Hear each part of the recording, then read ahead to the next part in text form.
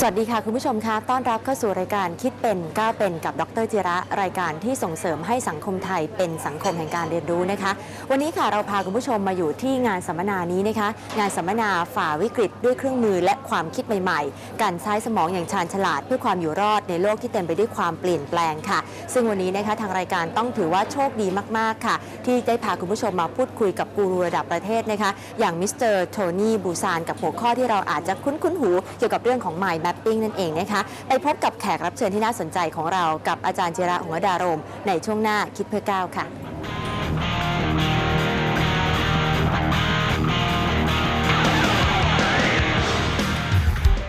ช่วงคิดเพื่อก้าวท่านผู้มีเกียรติครับวันนี้ผมมาที่โรงแรมสวิสโฮเทลนะฮะแล้วก็เป็นอีกครั้งหนึ่งซึ่งมีโอกาสได้มาพบกับกูรูจริงๆของโลกนะฮะเพราะฉะนั้นเดี๋ยวเราก็จะได้มาพบกับท่านTony, I'm very honored to welcome you to my program. I am delighted to be on your program. I've been looking forward to it. And I'm very honored because Jan Tanya, your partner, yes. Very kind to arrange for this. And there are so many people behind him like Kun Virod and Kun Niu, Ajahn Sirilakkh. Yeah, Tanya is one of my best partners in the world. He's an example of a man with a mind whose whole goal is to help all the other minds. And he and his wife, Kun Rudi, have taught, so far, personally taught people to think about their brains and learn and mind map. And they have taught 203,971 Thais to learn about their brains, to mind map, to think. Actually, it's a world record. But let's talk about your own background because whoever rise to this such prominence in public figure in education, something must have gone right for you. Yes. What are the few turning points in life? One turning point was when I was 7 years old, and I was in my little school in England, and my best friend was a boy called Barry, and he was brilliant at understanding nature. So if things were flying, he could identify them by their flight pattern. While I was saying, you still have to follow him, right? Yeah, exactly. But he couldn't write, and he couldn't read. You know, I didn't know that he was probably dyslexic at that time. That was some years ago. But the school called him stupid. And one day I got top marks in a test, which I didn't think was a test, because the teacher was asking me questions about nature. And he was saying, you know, name 2 fish you could find in an English stream. There are over 103 fish. What's the difference between a butterfly and a moth? There are 15 differences. And I got top mark. And I got top of the school on that test. My best friend Barry was at the bottom of the school. But I knew that Barry knew more than I knew. And if I was number 1 and he knew more than me, then he was number 1. And so I suddenly thought, who says who is smart? I see. And who says who is not smart? And what does smart actually mean? Because I knew, and all the other boys knew, he was brilliant. So it sparked my interest. The more we've investigated the brain, I mean, at age 7, I was aware that intelligence was something more than we thought. I then began to not do well in school. You become what we call rebellious. I was rebellious, but I was also doing worse. And I was studying, but I was doing worse.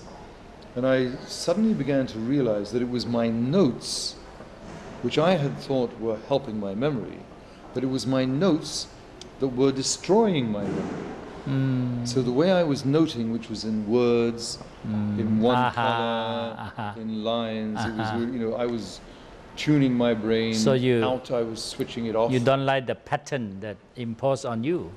Yeah, it wasn't even a pattern, it was just monotonous, boring notes.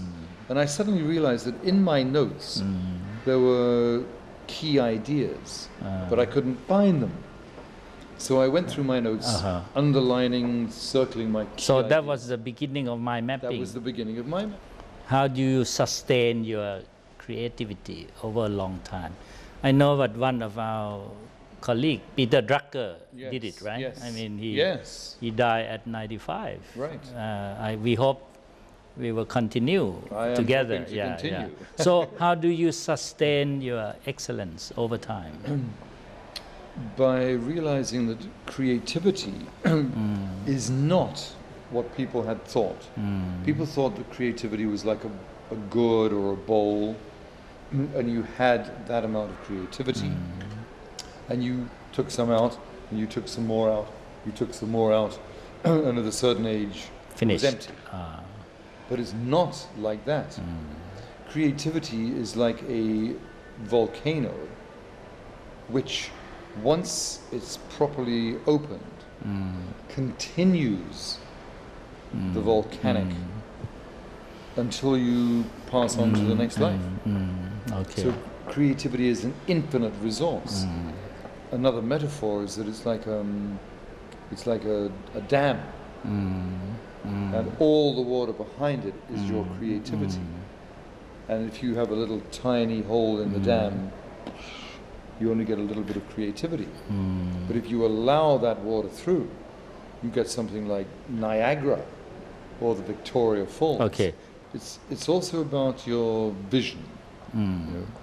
It depends what your goal in life is, what your main thought is. Now, my main goal is that every single person in Thailand, every single person in the world knows about the brain, knows about their potential, knows how to mind map, knows how to remember, knows how to create. The mind mapping that you teach to the world is not only for good in education in school, it's good for environment, it's good for even democracy. Yes. It's good for conflict resolution. Yes, I also agree. In fact, for the environment, one of the new slogans is because when you use a mind map, you can get 20 or 100 or 1,000 pages on one page, a summary. So the slogan is, use a mind map, save a tree. Use mind maps, save a forest. In fact, so it is green as well. At this point of moment when you and I meet, people who watch this program usually are very academic and people who committed to good cause. They have to know that human resource not for productivity, for competitiveness, is for society as a whole. Exactly. Because we have so much problem with conflict in you saw civil unrest and things like that. Yes, civil unrest is historical, and I think it's one of the reasons it's intensifying is that more people are learning to think, and they are thinking more strongly. And when they come in opposition, they don't know how to think. They're not trained how to use the human resource. Wow. And the human resource is infinite. Actually, I want to tell you that your colleague, Stephen Covey, 7 Habits. Stephen Covey is a mind mapper. Yeah. He actually arranged for senior politician to get training from his team. Maybe Kuntanya and you could meet our Prime Minister. Would love to do that. Would love to do that. We worked with